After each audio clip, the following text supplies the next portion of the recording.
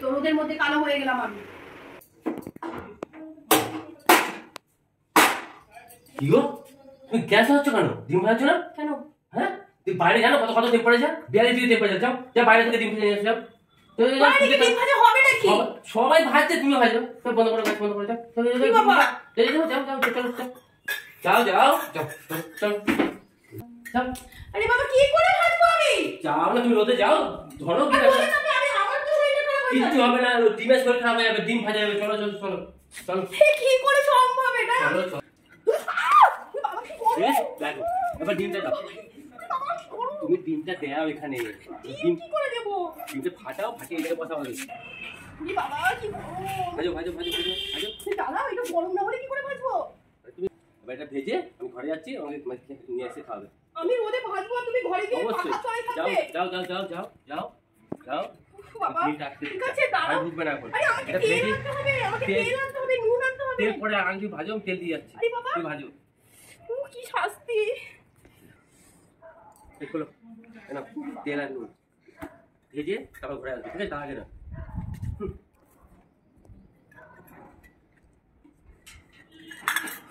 এখন 10 মিনিট এটা গরম করতে দিলাম।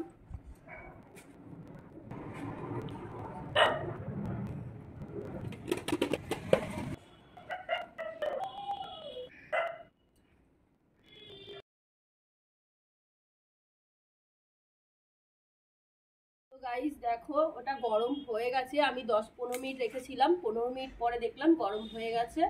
এই যে এখন দেব তেল।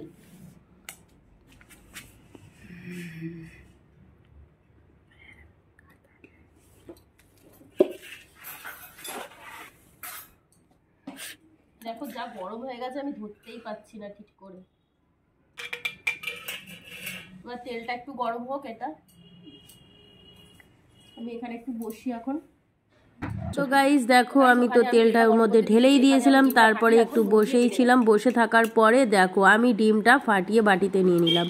তো আমি পোচ করে খাওয়াবো না, অনেকেই দেখছিলাম যে তারা পোচ করছিল, কিন্তু না আমি পোচ করব না। এটা আমি একদম ডিম যেরকম আমরা অমলেট করে খাই, তো সেরকম আমি অমলেট করে খাবো, কি তাই তো? আর এখানে বাধ্য হচ্ছি অডিওটা দিতে, কারণ এখানে আমি তোমাদেরকে ফুল সাউন্ডটা শোনাতেই পারতাম, কিন্তু আমার কথাগুলো কেন জানি না আগে পিছু হয়ে গেছিল, তো সেই কারণে আমি অডিও দিচ্ছি। আর এদিকে দেখো প্লেটটা ধরে যাচ্ছিল না বলে আমার গায়ের ওড়নাটা দিয়ে আমি প্লেটটা ধরে নিলাম। আর দেখো তেলটা কিন্তু হালকা গরমও কিন্তু হয়ে গেছিলো, তো সেই কারণে তেলটা আমি সারা প্লেটে মাখিয়ে নিচ্ছি, কারণ অমলেট করতে গেলে তো সারা প্লেটটাতেই মানে পুরো অমলেটটা মানে ডিমটা ছড়িয়ে যাবে, তো সেই কারণে দেখো আমি কিন্তু তেলটা মাখিয়ে নিলাম। তো তারপরেই দেখো আমি ঢেলে দিলাম একদম সূর্যের তাপে। বাবা তুই হতে থাক, আমি ততক্ষণ একটু রেস্ট নিতে থাকি। আর এদিকে দেখো কত সুন্দর লাগছে, একদম সূর্য মামা, দেখেছো কি সুন্দর লাগছে তাই না? তো আর এইদিকে দেখো আমি বসে থাকতে থাকতে একটু ঘুমিয়েই পড়েছিলাম, কারণ কতক্ষণ আর বসে থাকবো, আমাকে ঘরেও ঢুকতে দিচ্ছে না, আর উনি তো পাখার হাওয়া খাচ্ছে, আর কিছু করার নেই। তো দেখো এতক্ষণ পরে আমার ঘুমটা ভাঙলো, আর ঘুমটা ভেঙেই তো আমি দেখে নিলাম, আনন্দে আমি মতহারা হয়ে গেলাম যে আমার ডিম কিন্তু হয়ে গেছে। দেখেছো? চলো চলো তোমরা একটু দেখে নাও। দেখো দেখেছো কতটা কিন্তু হয়ে গেছে, আর একটু বাকি আছে, এই বাকিটুকু তো করতে হবে। তার জন্য কিন্তু আমি একটুখানি তোমাদেরকে দেখিয়ে দিচ্ছি, চামচে করে ওঠানোর চেষ্টা করছি, কিন্তু এটা উঠছে না, লেগে লেগে যাচ্ছে। দেখো গ্যাসে হওয়া আর মানে উনুনে মানে সূর্যের তাপে হওয়ার মধ্যে কিন্তু একটু পার্থক্যই আছে, তাই না বলো? তো চলো আরেকটু এটা হতে থাক, ততক্ষণ আমি আরেকটু বসে থাকি। তো যাই হোক সম্ভবটাকে ভেবেছিলাম এটা অসম্ভব করা যাবে না, কিন্তু না সম্ভবটাকে অসম্ভব মানে অসম্ভবটাকে সম্ভব করা গেল তার মানে, তাই তো? তো চলো দেখো এবার ডিমটা কি কেমন লাগছে, সূর্য মামা লাগছে কি ব্যাপারটা। তো চলো আমার হয়ে গেছে ডিম ভাজাটা। তো ভাবছিলাম এটাকে একটু পাটিসাপটা করব, কিন্তু পাটিসাপটা কি আর হবে, কারণ এটা যদি গ্যাসে হতো তাহলে কিন্তু পাটিসাপটা হতোই, কিন্তু এটা তো আর গ্যাসে হলো না। যাই হোক এটা তো দেখো গাইস এটাই হচ্ছিল আমার ডিম ভাজা। চলো থাক আর উল্টাচ্ছি না, উল্টাবো চিড়ে গেছে।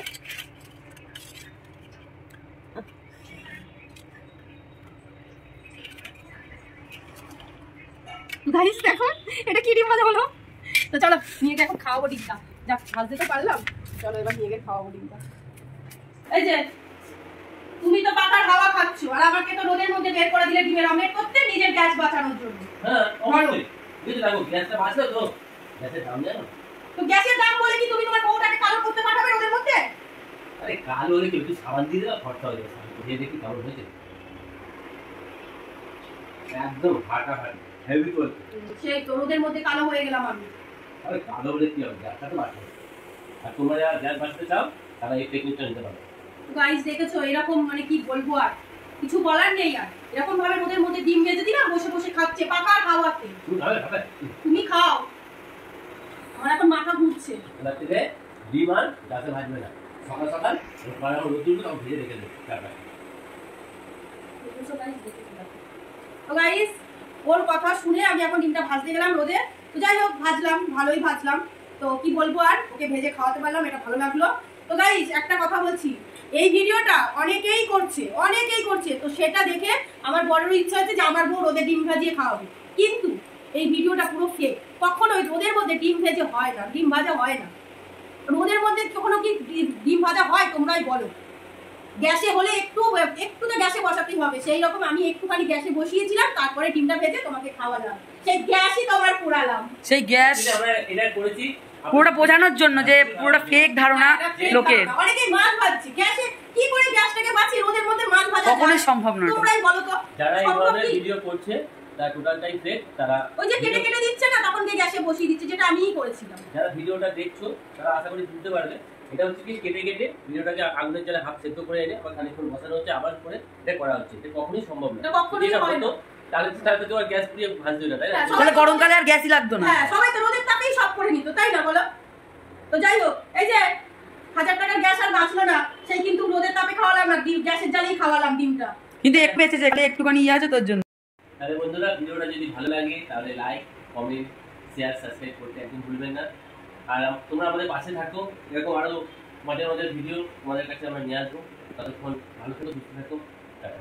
আর তোমাদের আরেকটা কথা বলছি বন্ধুরা, তোমরা আমার শর্ট ভিডিওগুলো দেখছো, কিন্তু আমার বড় ভিডিওগুলো দেখো, বড় ভিডিওগুলো দেখে আমার পাশে থাকো। সবাই যদি আরেকটা দেখাচ্ছি নতুন একটা ভিডিওর সাথে।